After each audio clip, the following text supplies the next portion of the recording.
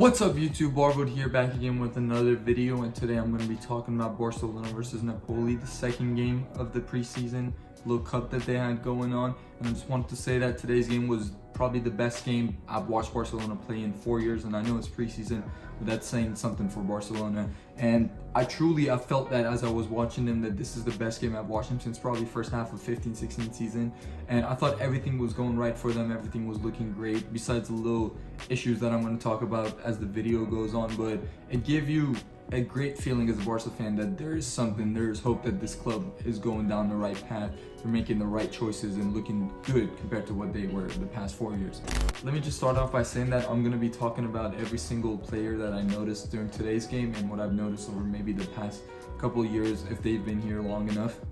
And I'm going to talk about what they offer to the team, what their abilities are, and what they're lacking kind of stuff. And I want to start off by talking about Semedo. I'm just going to go down the whole starting XI first of all. And Semedo, what I noticed from him was some terrible positioning. Obviously, I've noticed that over the past 2 years that he's played. And I don't think it's about game time. The man's 25, 26 years old and he hasn't learned it, so he's most likely not going to learn it as it goes on, you know. And Valverde isn't a guy that's going to teach you positioning. He's not a one-on-one type of coach that improves you in training, so I don't expect him to get better, and I think that he should be included in a PSG deal if they want him. I think he'd actually be doing us a favor if they take him. And I think that he is a guy that doesn't have a good final ball either. I haven't seen him. I think he has 1 assist in like 50 games. I also think that his defending is really overrated, actually. I don't think that defending is all about being in the one-on-one situation and how you tackle. I think it's actually more about which spaces you defend and how do you defend the player, whether you anticipate it or not. And Semedo does not look like a guy that can do that. So overall, I think Sergio Roberto is actually our best option for the right back situation as of now. And that's not saying Sergio Roberto is a data grade right back. I'm just saying compared to what we have right now, I think Sergio Roberto is the best option.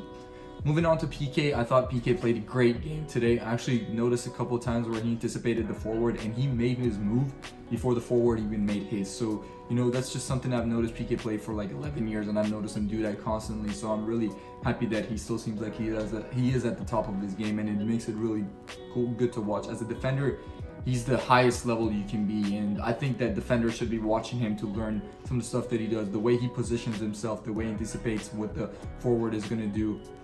Everything about him was great.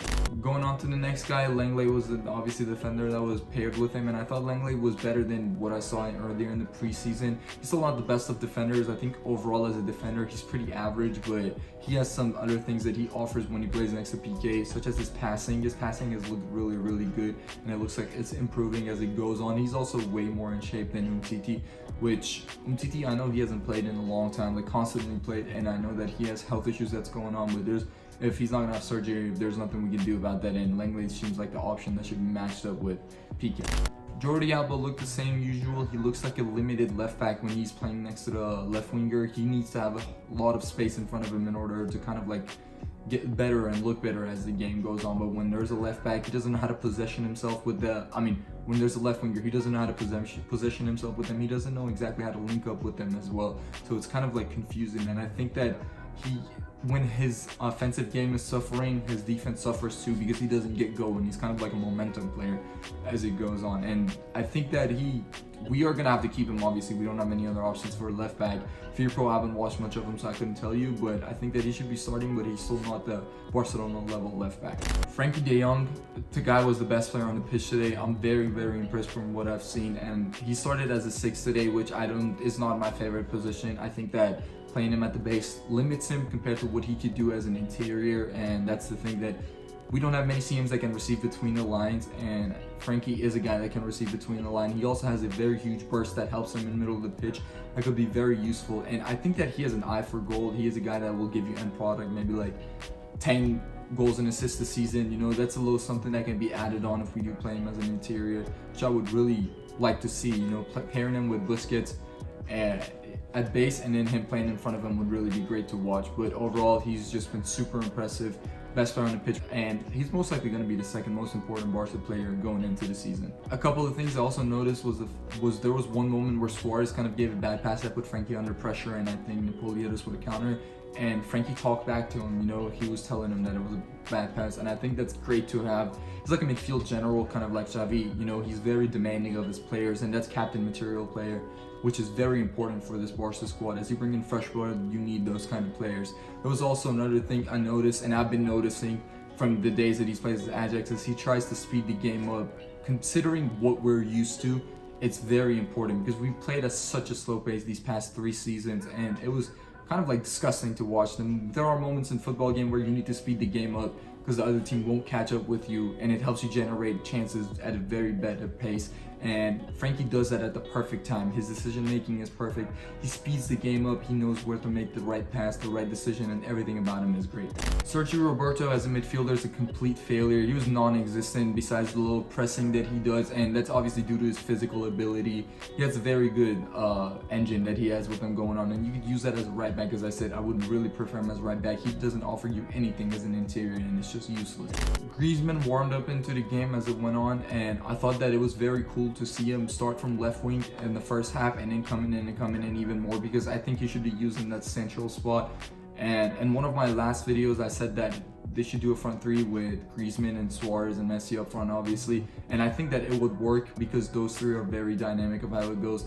Also, Griezmann is one of the smartest forwards I've ever seen, and genuinely I do believe that because I've always seen him make the right decision, make the right pass, and he is always in the right spot as well. His positioning isn't talked about as much. It's not even noticed as much. People thought that just because he played for Atleti doesn't mean that he doesn't have good positioning, he doesn't make good runs, or he's not very good off the ball, but that's not true at all. He's one of the best forwards in the world when it comes to being off-ball movement, and you see him he does the little turn off the defender's shoulder, he goes straight runs, everything about him. For a guy that's not super speedy, that shows his IQ, how good he is off the ball. Also, he wasn't super clinical today. He did score his goal, but he missed a couple of chances, but I don't think that should be a problem at all as the season goes on, because usually he's a very clinical forward.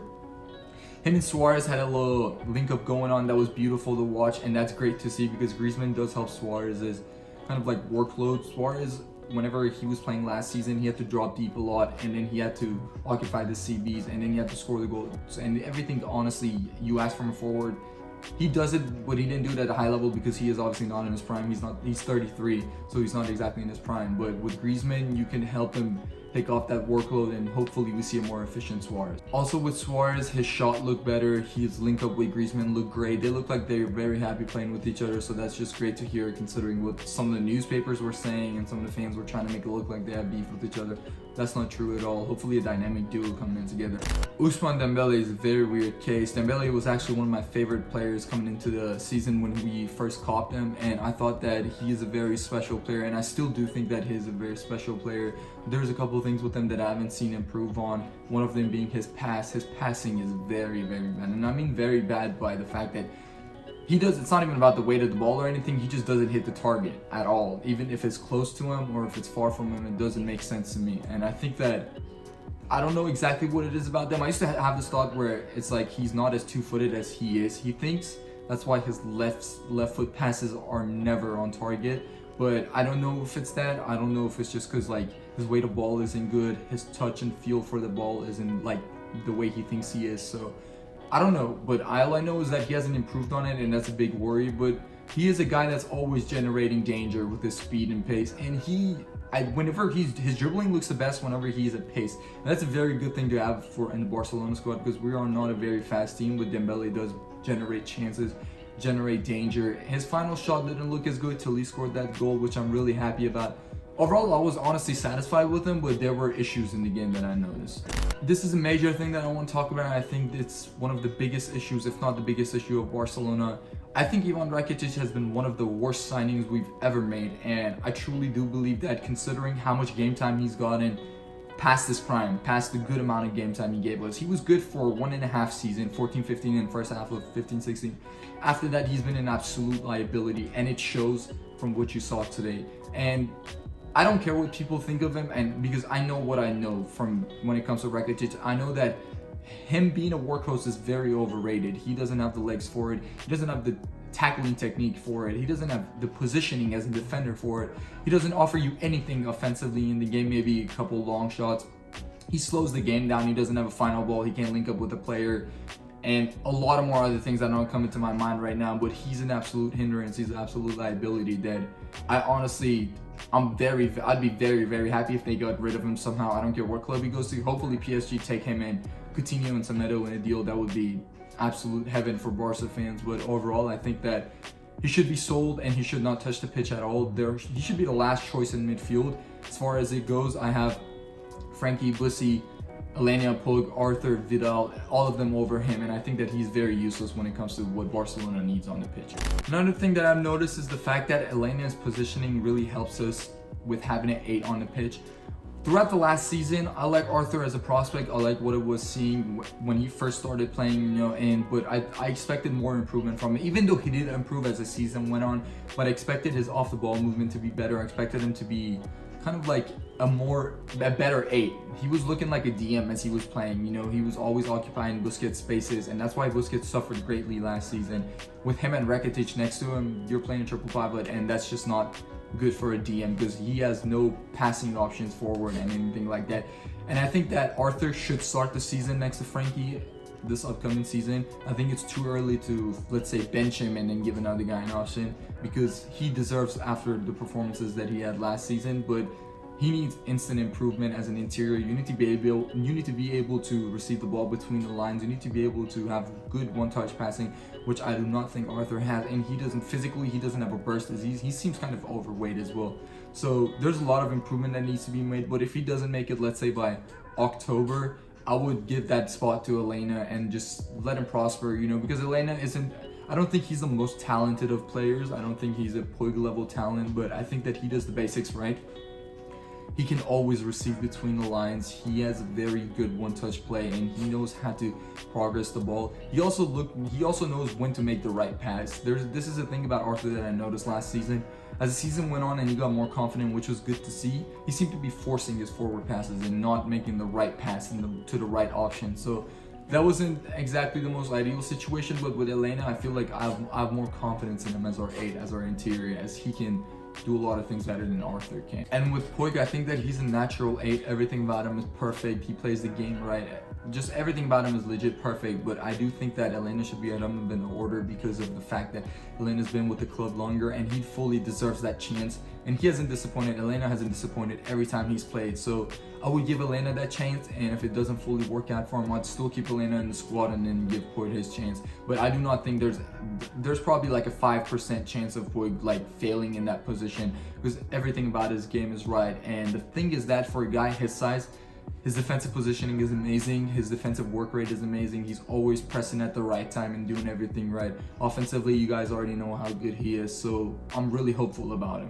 One last thing I want to talk about is I'm really excited to see what version of Messi we're going to get. There's a version in my head that honestly I am expecting, and I'm expecting a older Messi. He is obviously 32. I feel like his legs have suffered greatly over these past couple of years, and he's going to be a slower player but a more decisive finisher, and that's hopefully what I want to see from him. I want to see him play more up front and just finish off chances, because he is so clinical, and obviously that could be very useful. And then there's another version that I'd be hopeful to see, but I'm not really expecting it, is a version of Messi that's going to be looking like his peak, his absolute peak again physically.